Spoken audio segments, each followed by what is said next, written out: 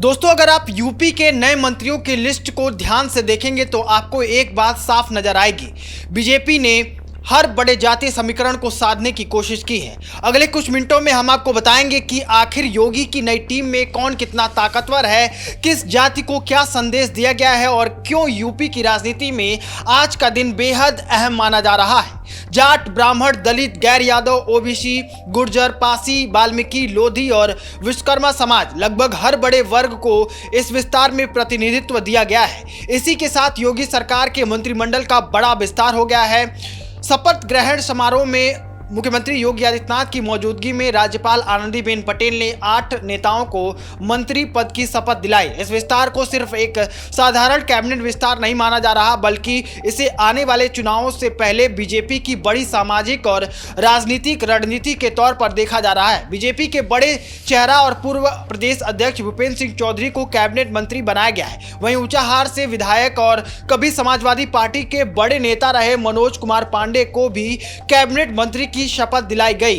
इसके अलावा कृष्णा पासवान, सुरेंद्र दिलेर, कैलाश सिंह राजपूत और हंसराज विश्वकर्मा को राज्य मंत्री बनाया गया है। सबसे खास बात यह रही कि पहले से राज्य मंत्री रहे अजीत सिंह पाल और सोमेंद्र तोमर को प्रमोशन देकर राज्य मंत्री स्वतंत्र प्रभार बनाया गया है। यानी साफ है कि योगी सरकार सिर्फ नए चेहरे को मौका नहीं दे रही, बल्कि पुराने नेताओं को भी उनके काम के आधार पर प्रमोट कर रही है। अब सवाल यह है कि आखिर इस विस्तार के पीछे की राजनीति क्या है, क्योंकि यूपी की राजनीति में कोई भी फैसला प्रशासनिक नहीं होता, उसके पीछे बड़ा सामाजिक समीकरण छिपा होता है। भूपेंद्र सिंह चौधरी को कैबिनेट में लाना पश्चिमी यूपी के लिहाज से बेहद अहम माना जा रहा है। पश्चिमी यूपी में जाट राजनीति हमेशा से निर्णायक रही है।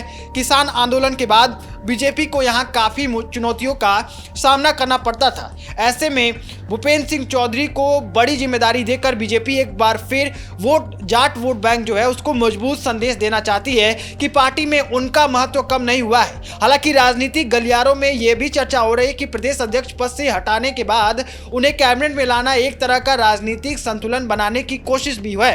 अब बात मनोज कुमार पांडे की। ये नाम इसलिए ज्यादा चर्चा में है क्योंकि वो कभी समाजवादी पार्टी के बड़े ब्राह्मण चेहरा माने जाते थे, लेकिन राज्यसभा चुनाव से क्रॉस वोटिंग के बाद उन्होंने बीजेपी का साथ दिया और अब उन्हें कैबिनेट मंत्री बना दिया गया है। राजनीतिक जानकारी से बीजेपी का बड़ा मास्टर स्ट्रोक मान रहे हैं। रायबरेली और अवध क्षेत्र में ब्राह्मण वोट और समाजवादी पार्टी के परंपरागत समीकरण को तोड़ने की कोशिश के तौर पर इसे देखा जा रहा है।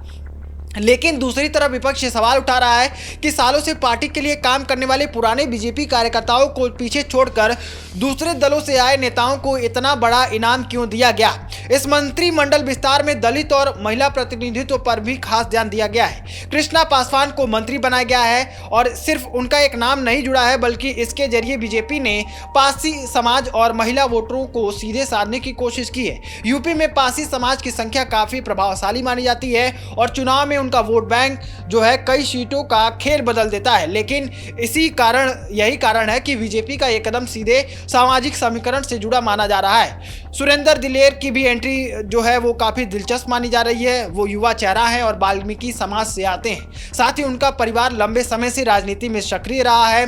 बीजेपी इस फैसले के जरिए दलित समाज, खासकर वाल्मीकि वोटरों को मजबूत संदेश देना चाहती है। हालांकि विपक्ष इसे परिवारवाद का उदाहरण भी बता रहा है, लेकिन बीजेपी का फोकस साफ दिखाई दे रहा है। युवा चेहरों को आगे लाना और सामाजिक प्रतिनिधित्व को बढ़ाना, ये उनका खास मैसेज दिखता है। कैलाश सिंह राजपूत को मंत्री बनाकर बीजेपी ने कन्नौज और आसपास के इलाकों में समाजवादी पार्टी की पकड़ को चुनौती देने की कोशिश की है। कन्नौज लंबे समय से समाजवादी पार्टी का गढ़ माना जाता है। ऐसे में लोधी समाज से आने वाले नेता को मंत्री बनाकर बीजेपी गैर यादव पिछड़े वोटों को और मजबूत करना चाहती है। हंसराज विश्वकर्मा का मंत्री बनना भी कुछ ऐसा ही माना जा रहा है। वो पूर्वांचल और खासकर वाराणसी क्षेत्र से आते हैं। विश्वकर्मा समाज, कारीगर और ओबीसी वर्ग में बीजेपी लगातार अपनी पकड़ जो मजबूत करी है, उसके उदाहरण के तौर पर उनको मंत्री बनाया गया है। राजनीतिक विश्लेषक मानते हैं कि बीजेपी अब सिर्फ बड़े जातीय समीकरण नहीं, बल्कि माइक्रो कास्ट इंजीनियरिंग पर भी काम कर रही है।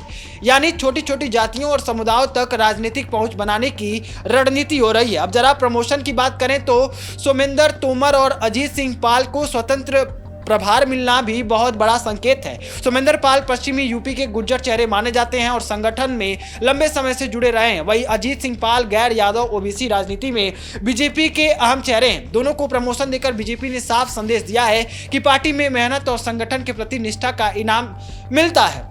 अब सबसे बड़ा सवाल यह है कि क्या यह सिर्फ मंत्रिमंडल विस्तार है या 2027 की तैयारी।